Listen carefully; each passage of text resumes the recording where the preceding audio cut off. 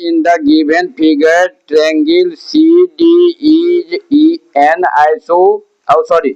an equilateral triangle on a side CD of a square ABCD, so that ADE congruent to triangle BCE। इसमें कह रहा है तुमको कि ये ABC जो है वह इक्विलेटरल ट्रायंगल है।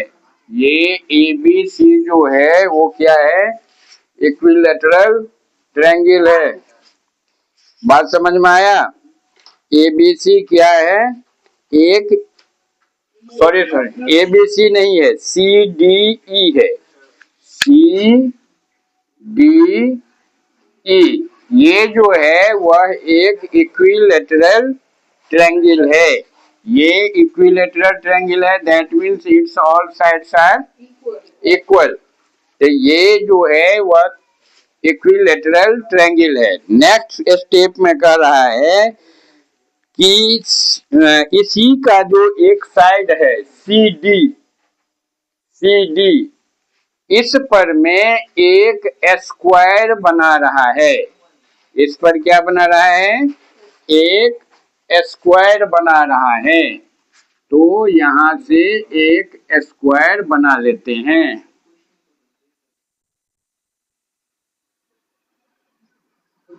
ये एक स्क्वायर बन गया, ठीक है। नेक्स्ट कह रहा है कि तुमको प्रूव करना है कि ट्रायंगल ADE, ये जो है ये हो गया AB, ये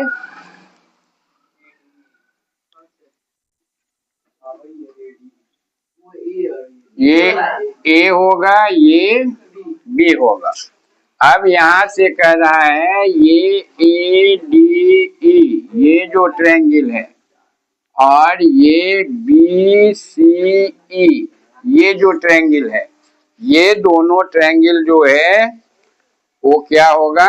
कॉन्ग्रुएंट होगा। ये बात हमको प्रूव करना है। ये बात जो है वह हमको प्रूव करना है। तो यहाँ पर में दो चीज दिया हुआ है, एक इक्विलेटरल ट्रायंगल दिया हुआ है और दूसरा स्क्वायर दिया हुआ है। इस दोनों में एक रिलेशन ये है, दोनों में सिमिलरिटी ये है कि इक्विलेटरल ट्रायंगल का भी ऑल साइड इक्वल होता है और स्क्वायर का भी ऑल साइड इक्वल होता है।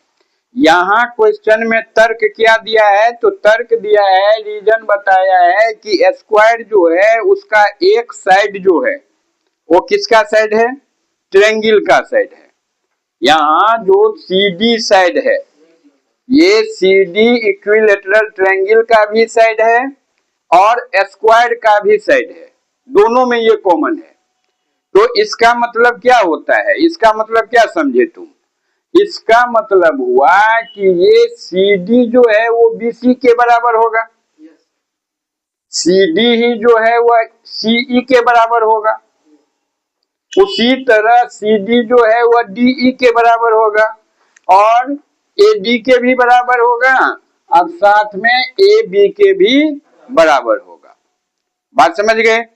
अब तुम देखो कि जो ट्रायंगल तुमको दिया हुआ है कॉन्ग्रुएंट करने के लिए, नजर को चलाते रहना, दिमाग को घुमाते रहना, ऐसे नहीं होता है, ऐसे नहीं होता है। फिगर पर में आप देखिए और अपने को आगे बढ़ा करके सोचिए कि अब यहाँ पर में हमको क्या होगा।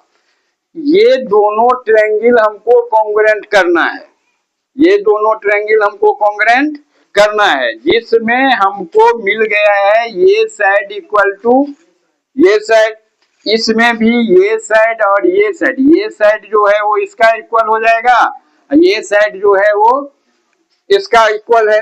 वैसे आपस में ये चारों जो है वो क्या है? इक्वल ही है, ये सभी इक्वल है, ठीक। अब हमको ये दो साइड तो मिल गया, अब उसके बीच का एंगल चाहिए, या नहीं तो तीसरा साइड चाहिए। नहीं, दो साइड मिल जाने के बाद या तो हमको उसके बीच का एंगल, इंक्लूडिंग एंगल जिसको हम लोग कहते हैं, या तो हमको इंक्लूडिंग एंगल चाहिए, या नहीं तो फिर थर्ड साइड जो बाकी है उसमें AE और BE वो चाहिए कॉन्ग्रुएंट करने के लिए। तो वो BE और AE जो है वो तो कभी हो नहीं सकता है, मिल नहीं सकता है हमको। इसलिए नहीं मिल सकता है कि वो दिया ही नहीं है कि क्या है नहीं है।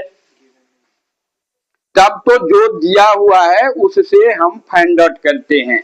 तो ये इक्विलैटरल ट्रायंगल है। इक्विलैटरल ट्रायंगल जो होता है वो इक्वी एंगुलर भी होता है। इक्विलैटरल ट्रायंगल जो है वो इक्वी एंगुलर भी होता है, और स्क्वायर जो है वो भी इक्वी एंगुलर होता है, 90 90 90। और इक्विलैटरल ट्रायंगल होगा तो 60 60 60। तो इससे ये एंगल जो है वो कितने डिग्री का हो जाएगा, और ये एंगल जो है वो कितने का हो गया, 90 का। सेम थिंग यहाँ भी हुआ, ये कितने का है और ये हो गया स्क्वायर यानी 90 का। अब ये दोनों को मिला देंगे, ये एंगल पूरा हुआ ADE, तो ये कितना हो जाएगा 100, और यहाँ पर में भी ये दोनों को मिला दिए तो ये कितना हो गया, हो गया। अब ये एंगल इक्वल टू ये एंगल हो गया, तो SAS यहाँ पर में शूट कर जाएगा। आसान है, भारी नहीं है।